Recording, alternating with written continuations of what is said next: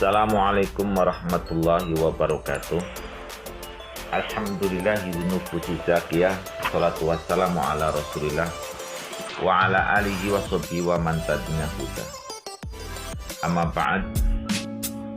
Wonten hadis ingkang kacatet kalian mudawin punika Imam Bukhari ingkang sanad awalipun menika saking Anas bin Malik. Mugi-mugi niki bisa menginspirasi kita untuk terus-menerus belajar dan menjaga amanah Rasulullah sallallahu alaihi wasallam. Rawa cerita sapa Anas bin Malik radhiyallahu anhu anal muslimin bainahum ing teman satune mengkono bainahum antarané muslimin iku fi salat dalam salat yaumal isnani ing dalam dina Senin. Wa Abu Bakar iku sholih salat sapa Abu Bakar bim klan muslimin tegese ngimami muslimin. Lam yasjahum orang ngagetaken hum ing muslimin apa ila Rasulullah kejaba te Rasulullah sallallahu alaihi wasallam iku kasafa buka sapa Rasulullah. Buka sitra khudrat ing Aisyah ing tirene kamare dewe Aisyah.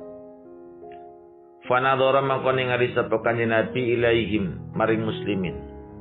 Wa gumute mengkono muslimin iku fi sufufis sholati ing dalem barisane salat.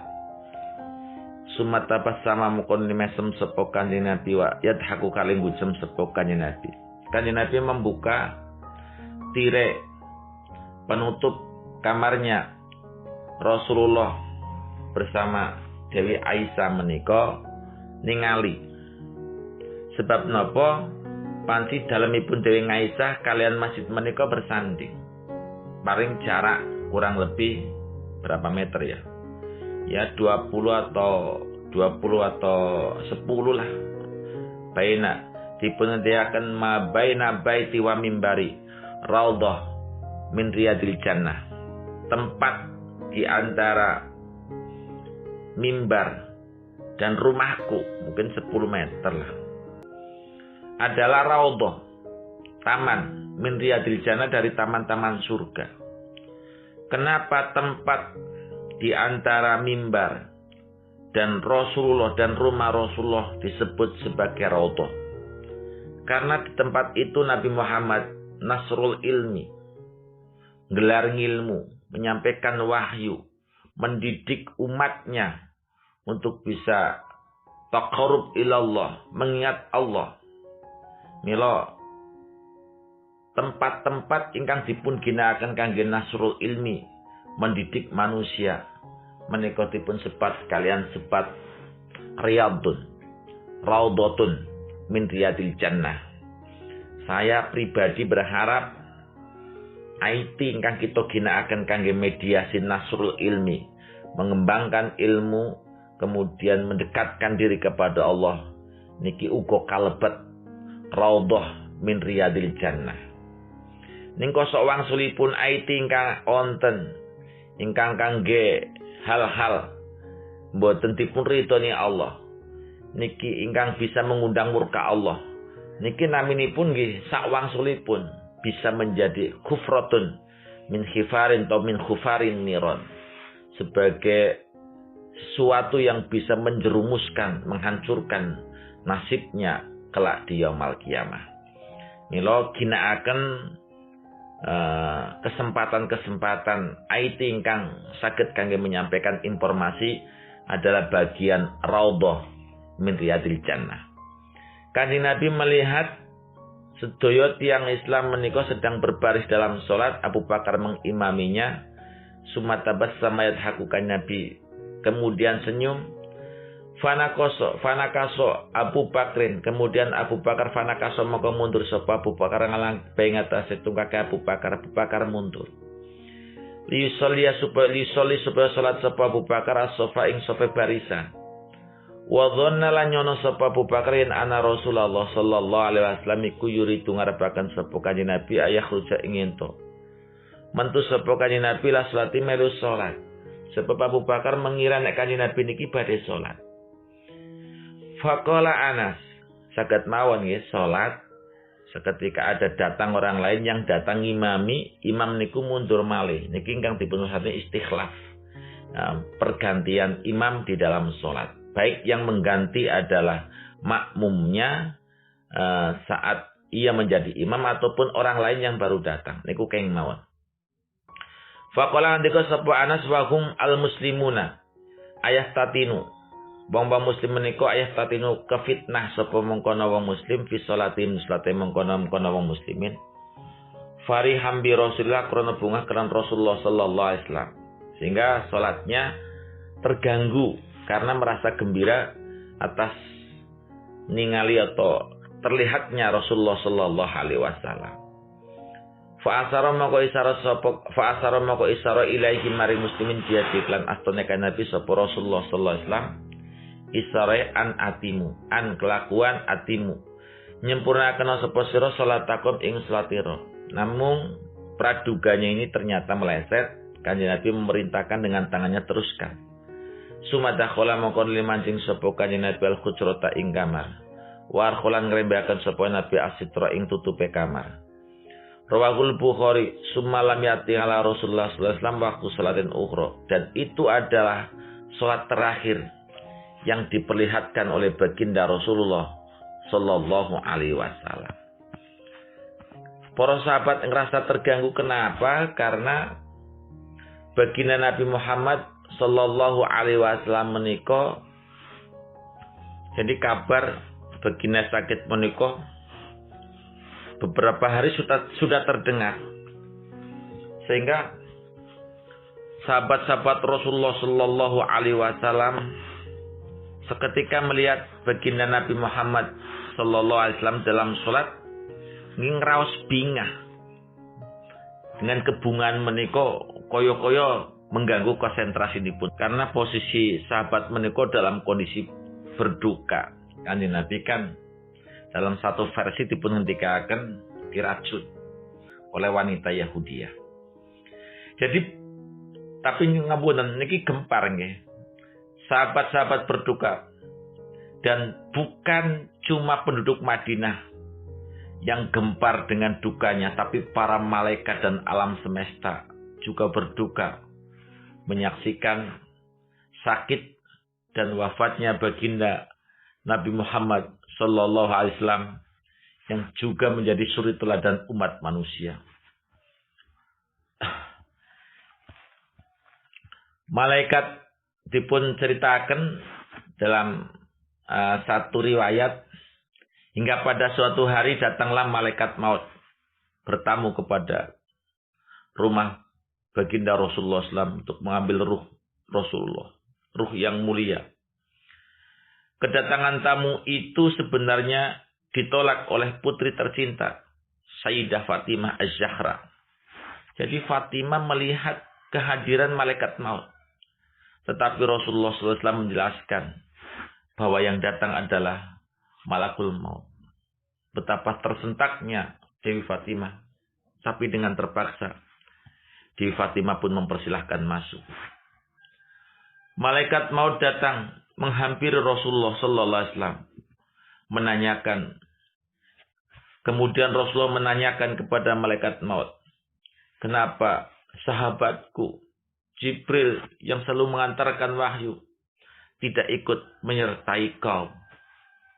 Kemudian malaikat maut pun memanggil malaikat Jibril yang sebelumnya sudah bersiap di atas langit dunia menyambut ruh kekasih Allah dan penghulu dunia ini. Ketika Jibril datang ke hadapan Rasulullah, beliau berkata, "Wahai sahabatku Jibril, jelaskan apa hakku di hadapan Allah?" Tanya Rasulullah dengan suara yang lemah. Jawab Jibril, "Pintu-pintu langit telah terbuka. Para malaikat telah menanti ruhmu.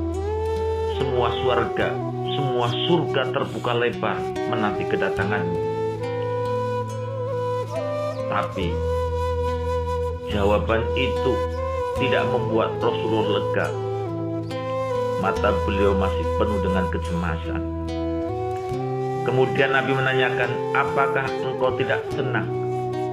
Maaf, Jibril menanyakan, "Apakah engkau tidak senang dengan kabar ini ya Rasulullah?"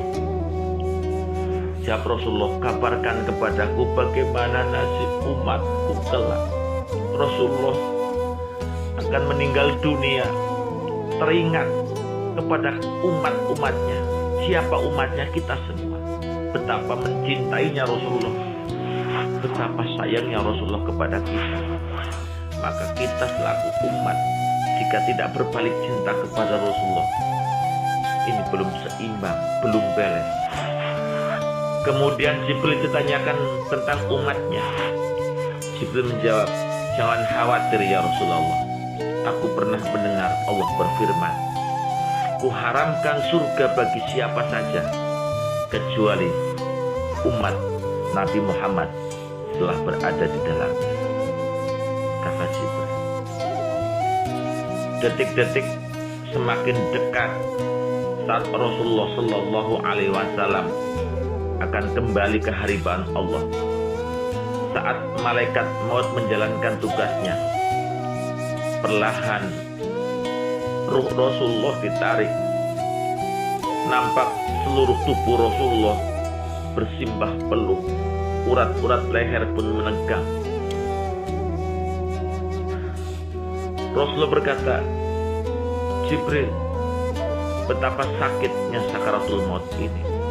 Kalaulah Rasulullah, makhluk yang tercinta dan termulia, juga kesakitan dengan sakaratul maut, bagaimana kita dengan umatnya yang penuh dengan dosa? Apakah kita meremehkan dengan kematian? Rasulullah yang maksum sendiri aja merasa sakit dengan sakaratul maut. Perlahan Rasulullah SAW mengadu. Putri tercinta Dewi Fatimah pun hanya bisa terpejam. Sementara Sayyidina Ali radhiyallahu anhu di sampingnya menunduk semakin dalam. Dan baginda Nabi Muhammad berada di pangkuan istrinda tercinta Dewi Aisyah alaihissalam. Kemudian Jibril menunduk dan memalingkan wajahnya. Rasulullah melihat Jibril memalingkan. Rasulullah bertanya, jika engkau melihatku hingga kau palingkan wajahmu, wahai Jibril? Jibril pun menjawab, siapakah yang sanggup melihat kekasih Allah direnggut ajalnya? Sesaat kemudian terdengar mengadu karena sakit yang tidak tertahankan lagi. Rasulullah berkata, ya Rabb, dahsyat niat maut, dahsyat sekali maut ini. Timpakan saja semua siksa maut atau sakitnya maut ini kepadaku, jangan kepada umat-umatku. Betapa sayangnya Rasulullah Shallallahu Alaihi Wasallam. Sakitnya umat ini ditanggung oleh Rasulullah. Ini adalah kecintaan Rasulullah kepada para umatnya. Badan Rasulullah pun mulai dingin, kaki dan dada sudah tidak bergerak lagi. Bibir beliau bergetar, seakan-akan ingin membisikkan sesuatu. Kemudian Ali mendekatkannya telinganya. Usikum bisolah wa ma malakat aimanukum. Jagalah sholat dan jagalah orang-orang yang lemah, amat budak di antara kamu. Itu ucap baginda Nabi dengan suara yang lirih. Di luar pintu melihat, mendengar baginda Nabi Muhammad telah pulang ke haribaan Allah. Tangis mulai terdengar bersahutan, para sahabat saling berpelukan. Sayyidah Fatimah menutup tangan di wajahnya dan Ali kembali mendekatkan ke telinga pipi Rasulullah Sallallahu Alaihi Wasallam sembari mendengarkan ucapan dari Rasulullah, ummati, ummati, ummati. Ya Allah, selamatkanlah umatku, selamatkanlah umatku, selamatkanlah umatku. Dan berakhirlah hidup manusia yang paling mulia, Rasulullah Sallallahu Alaihi Wasallam. Kalimat kecintaan beliau terhadap umatnya hingga beliau menginginkan semua siksa maut, semua sakitnya maut ditimpakan kepada beliau. Bukan hanya itu, ajal sudah di tenggorokan, beliau masih memikirkan kita. Ummati, ummati. Beliau tinggalkan 2 wasiat ketika Rasulullah menahan sakit sakaratul maut. Beliau masih sempat berpesan sebagai tanda cintanya kepada umat. Usikum bisolah wa ma malaikat aimanukum. Jagalah sholat dan jagalah orang-orang yang lemah.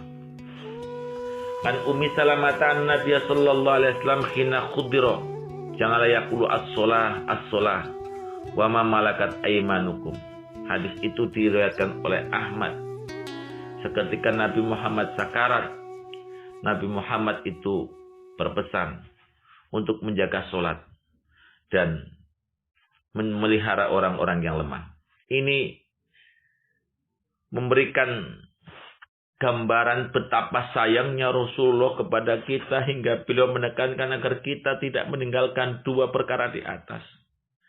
Perkara ini sama maknanya dengan ibadah vertikal, hablum minallah, dan ibadah sosial, hablum minannas. Salat merupakan kewajiban yang diperintahkan oleh Allah Subhanahu wa taala. Sedangkan menjaga orang lemah adalah ibadah, mulai agar kita berlaku tidak zolim kepada semuanya. Adakah cinta kita sama besarnya seperti cintanya Rasulullah kepada umatnya? Apa yang telah kita perbuat untuk beliau yang setiap malam mendoakan umatnya? Bukankah beliau telah mengajarkan kita tauhid dan kasih sayang sesama manusia? Kalau bukan karena beliau, tentulah kita tidak mengenal Islam, tidak mengenal iman, tidak mengenal Quran, tidak mengenal kasih sayang. Beliaulah Habibana, beliaulah Khalilana. Ya Allah al-hikna, ya Allah al-hikna fi jannatil ma'wa ma'a Rasulillah sallallahu alaihi wasallam. Mudah-mudahan kita semua selaku umatnya kelak akan dikumpulkan bersama beliau di surganya Allah Subhanahu wa taala. Amin ya rabbal alamin.